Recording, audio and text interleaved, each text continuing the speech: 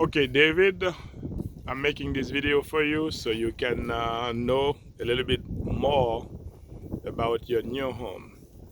This is the section where you have your long cable for the RV, and over here, that's where you plug it's a three-way plug, and that's the outlet that's inside of the RV, and that is exactly where you connect it when you are traveling for the generator. That's when you connect it right here. So as soon as you're camping, you park, you have to take this cable. It's a 30 amp cable where you have a plug, an outlet, and then you plug your cable and everything is good right there. So right here, David, that's where you connect the water, the city water or wells, whatever you have available. That's where you connect your half-inch garden hose. You connect it here, and you see there's a screen there to avoid dirt not to go to your water, but that is for the city water.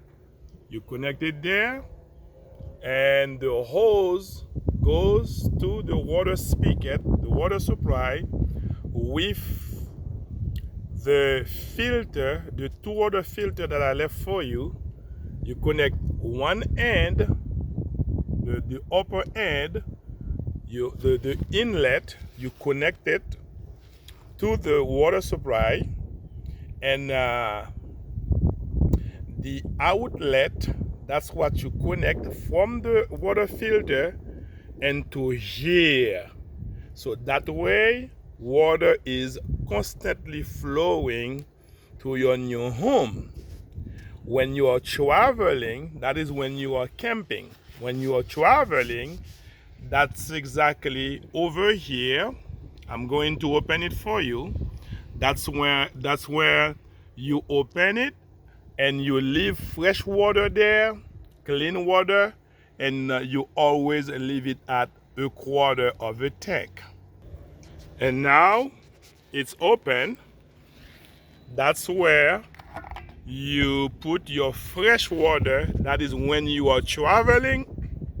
And again, if you are at a camp where there is no water or whatever that's going on, that's where, and if you happen not to have water, then that's where you put your water for you and your family to enjoy while you're camping. So that is if the water at the camp is not available for whatever the reason. That's where you have your fresh water.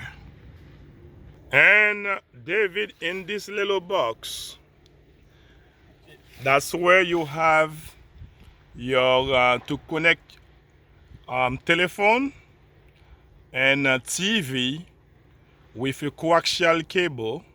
You connect it there. If at the camp they give you a telephone line to use and a cable line to use for TV. But these days people don't really use stuff like that anymore. Everybody has a cell phone. And as far as for TV, you have Hulu, Netflix, Fire Sticks, Peacock. You have so much for pennies. Then people really don't use that anymore. But since your new home is equipped with them, so I show them to you. And here, David, on this side, that's why I zoom it in so you can see the side, which is the right side of the RV.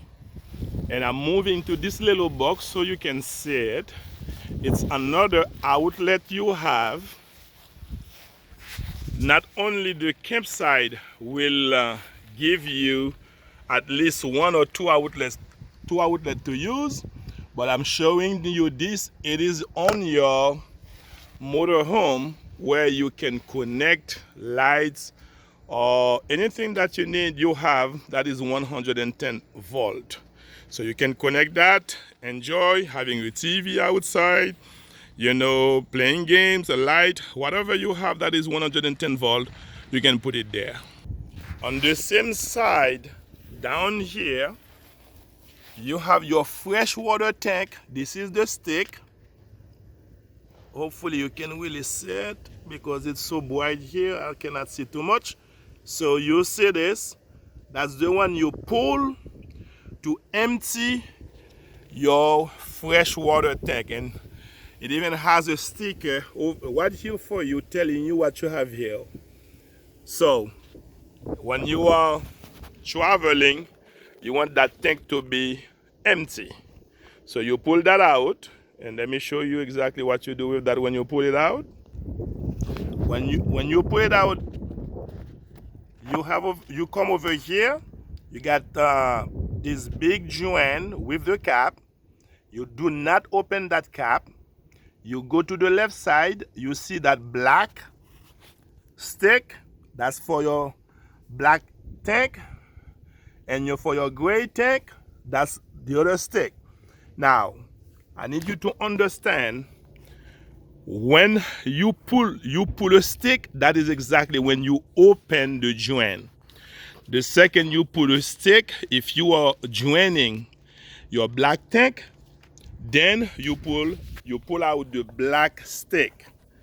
So as soon as you pull that out and you open that cap, and that is where you will connect all your hoses. Your hoses, that joint, all the three tanks are connected to it. Whether it's your fresh tank, your gray tank, your black tank, all of them join in one spot.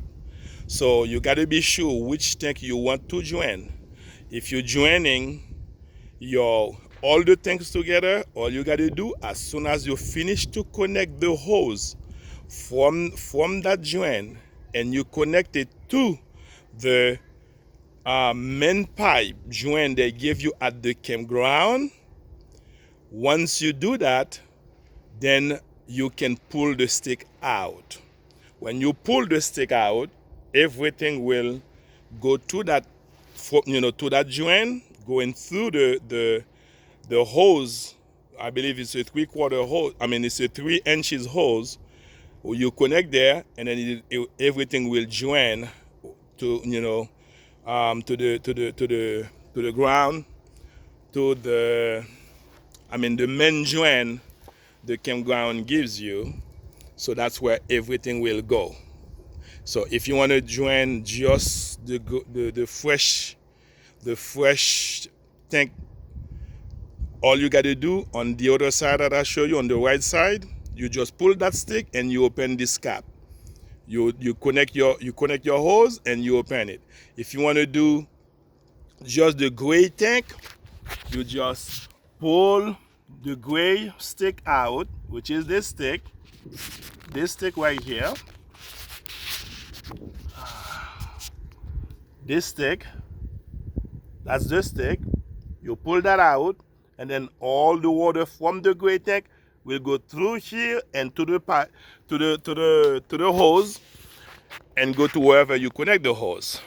If you want to join just the black tank, you pull just the black stick and everything. Remember, the black tank, that's where all the pee, the poo, everything that from your toilet, that's where they go.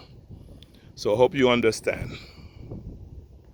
And David, as far as the hoses to connect from the main joint of the motorhome, which I showed you, and where all the 3 tanks are connected, when you were with me, I showed it to you, and I even put a clear plastic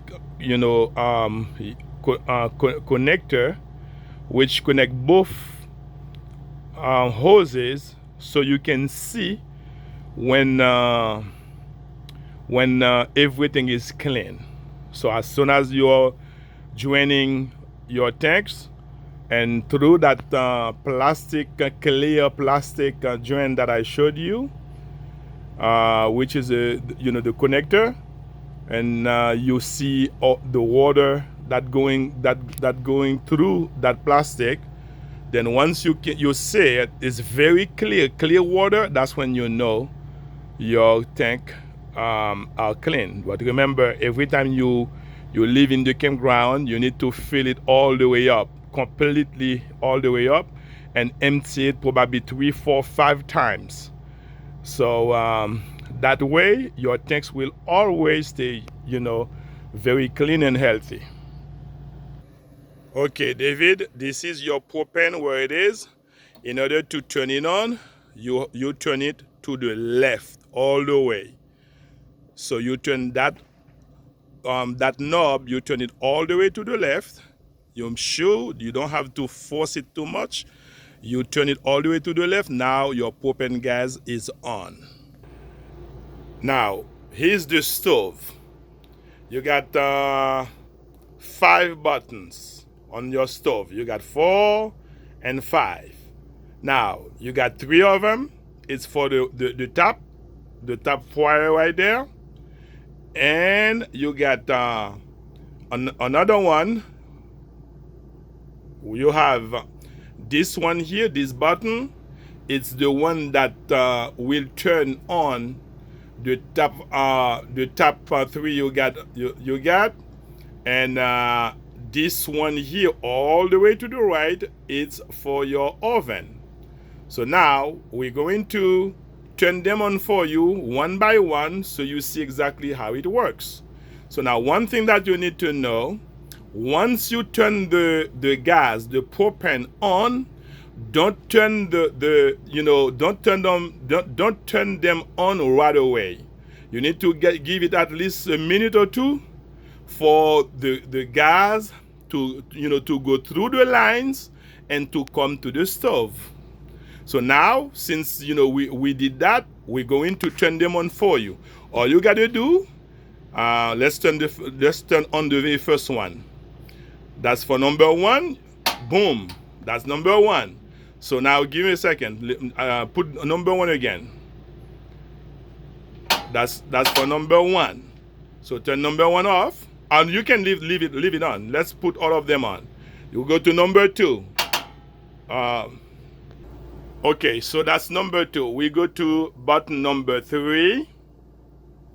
Button number 3. Go ahead. Number 3.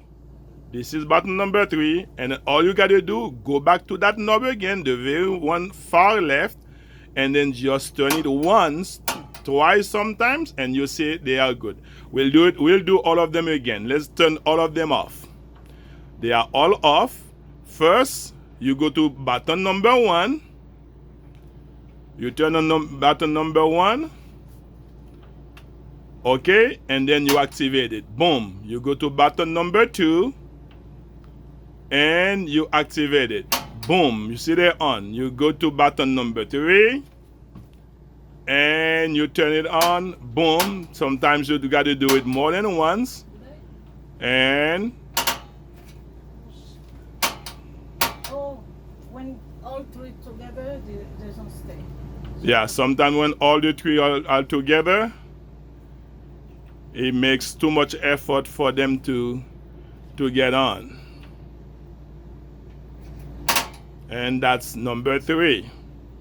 So now, let's go to the oven. The oven is very, very tricky. For you to turn the oven on, first you need a match this long. You need this type of match to turn it on. Now you have to go number 2. When you finish to have this match, you gotta go to this button where it says autopilot. You got to put it on autopilot. Okay, David, we put it on pilot for you. You see where it says pilot. Okay, when it says pilot and it tells you push and hold. Okay, so David, I had to zoom this for you so you can see this piece of rod under, the tray. Now, exactly right there, where you see that little opening, that little almost close to the hole, that's where you will stick. Put your match on as you holding pilot. As you're holding pilot, that is exactly where you just put your match there, laid it, with the light on. You just push, keep it there as you're holding. You push and hold that button, the pilot button that we showed you earlier. As soon as this button you get there, if you cannot do it alone, just to start, you can do it with your wife. Okay, so we're going to turn it on for you, David and Sarah, so you can see. We push and hold.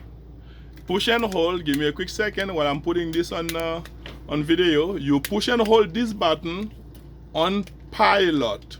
Okay, hold on. On pilot, you push and hold, and then you're going down. So now here's the light, and you put it next to it. It's the light on a little bit. You see that little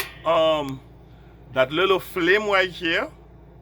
You see, as soon as you put it there, let's turn it back up. Let's do it again because this one wasn't on video. So the oven? Oh, il va aller même de là. Ou the stove. Okay, yeah.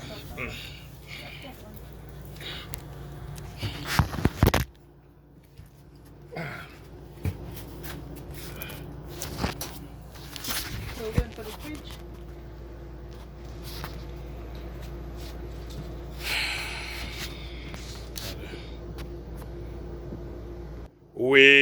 We did the stove, all the three on top, and we did the one inside of the oven, and you're all good.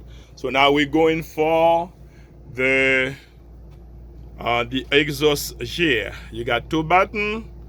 One is for light, and the other one is for the exhaust, for all fume, smoke, everything to go out. But once you do that, remember, you have to turn on, open your exhaust. Now you open it all the way, just like in the bathroom, and you got another button here. That's what you turn on, and you got you can increase it, decrease it. But on your kitchen, it's always best to keep it, high.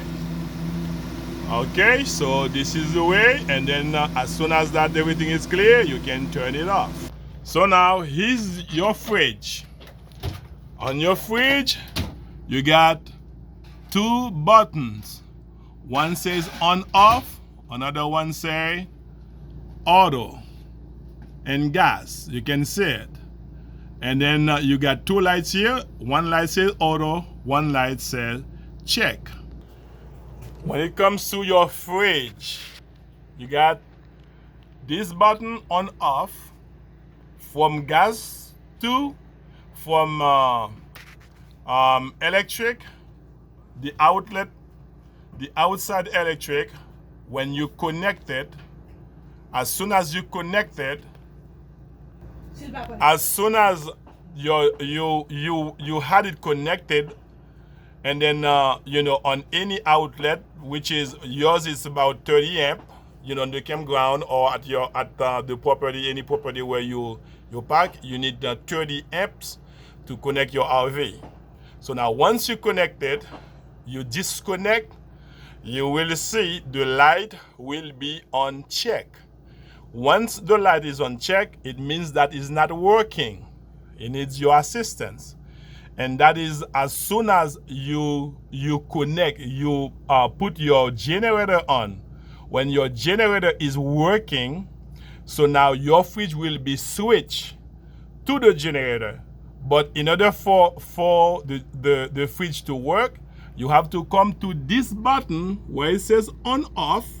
You click it, you press it until you see from check, it goes to auto. As soon as it's on auto, it's working.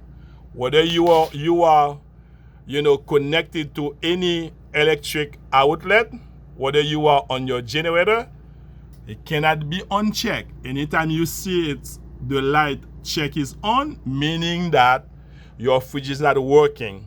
And whatever you do, whether it is on electric, it's connected to the outlet, to the electric outlet, whether it is on your generator, as soon as you have this check, the light is on, you need to go to this button, click it, press it, and let it go so you can see.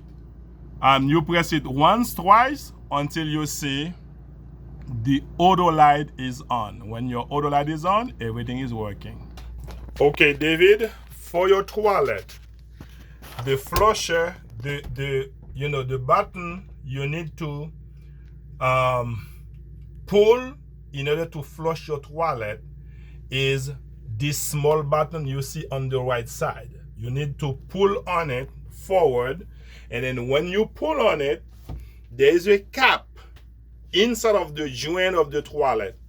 If you pull it halfway, it's not going to work. You will overflow your toilet. So now I'm pulling it for you halfway, and you see what happened. This is halfway. I'll go to it now, and I pull it halfway. You see, the water comes, but it will fill it up. Nothing happens. In order for you to make everything goes, whatever you put in the toilet and the water, you got to pull all the way. That's when you pull all the way, the cap open. Other than that, if you leave it halfway, like right now, I'm holding it halfway, all I'm doing right now is fill it up with water. To join it, you got to go all the way. You hold it all the way. This is my finger here. This is halfway, and this is all the way. And then you open the cap, and that's when everything goes to the joint. Okay, one thing that I didn't show you before, David, when you came, under your bed, you got a huge storage. And then this is, the mattress. We pull the mattress up. So you can see at the bottom, under the mattress, you got the storage. And then you got a huge storage place. And then you got all, those pockets to put your shoes. And right here, you got two shrubs on the side that hold it up for you, your storage. And now we're going to put it down. Put it down. Now you see, it's down, and then you put your mattress. So you got plenty space. Okay, David, I'm laying down face up on the bed, and to show you those two doors you have for those cabinets, you have two beautiful, artistic lights. If you want to look at yourself as you are laying down on the bed with your wife has one, and you have one. That is exactly, the storage you got exactly on top of your bed. And down here, you got a light for you. And over here, you got a light for your wife, or either one of you. Okay, David, it looks like you had a little issue with the curtains. And I'm going to show you how easy they are to open them without breaking them. So here it goes. It's 2 steps. You got to go to the first one. Look what Magy is doing for you. On both of them, you get to the very first layer and you push up. You got to push that up. That's the first one. Okay? That's the privacy one. And this one is for you to have light coming inside without having the light burning you up. You just touch the same way you push up the first one, that's the same way you push the second one. Can you put it up again for me? Up, easy, and down. You got to do them one at a time. You finish with this one and you grab the other one, open your hands a little bit wide, and then you push it down as far as you can go. And it goes for And all of them. all of the curtains, all of the curtain goes the exact same way. There is only one little trick I'm gonna show you on one of the curtain. That's the one that is exactly at the entrance of the door. Not a lot of people know if that curtain is there. I'm gonna show it to you. Right here, David, nobody knows. You will never know there's a curtain there to give you privacy inside of the RV through the front door. So this is the front door. Now Magy will pull it down for you because it's hidden. It's hidden. You got to go on top and pull it down and let it go. That's it. It's right there. You can see that. And then, for you to pull it back up, all you got to do, pull down a little bit. And it has a spring, and the spring take it all the way up. And you play with it a little bit until you get it up. There you go. Okay, this little tray, sometimes, it's a little bit tricky. We're going to play with it with you, show it to you exactly how it works. That is exactly on the side of your countertop by the entrance door. You gotta just pull it, and as soon as you pull it all the way up, it's locked. You see, it's locked. You got, the legs on each side. You got to push the legs, both of them up first. As soon as you push both of them, and then that's when you can close it. If you don't know exactly how it works, it might trick you a little bit. By the entrance door, you got 3 switches. The center one, right here, this one, it's for the light, the very first light you find as soon as you open the door. So that's this switch 4. It's a 3-way switch. You can either use it like this, leave it on, and if you want to turn it off manually, you can go exactly on that switch that is exactly on the light to turn it, on and off right here. So this switch right there. So you can either turn it off right there and put it on the other side to turn both of them on. It's a 3-way switch. This section is for the 2 of them. The center is for one of them, and that way is to turn it off. If you want to put both of them on as you coming in, all you gotta do, leave it like that on, and then control it with this center button right there, and is off.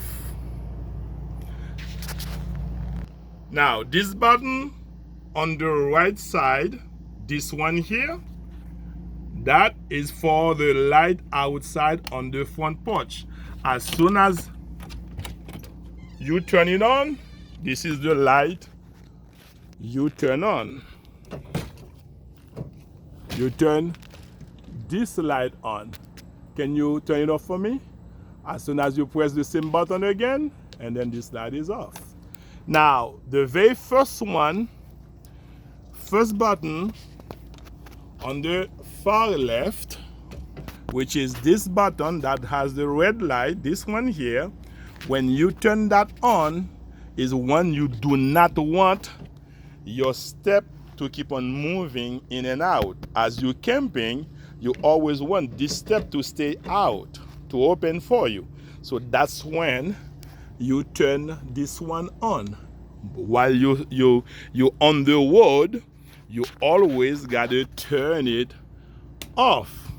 When you turn it off, you close your door and then it goes back in.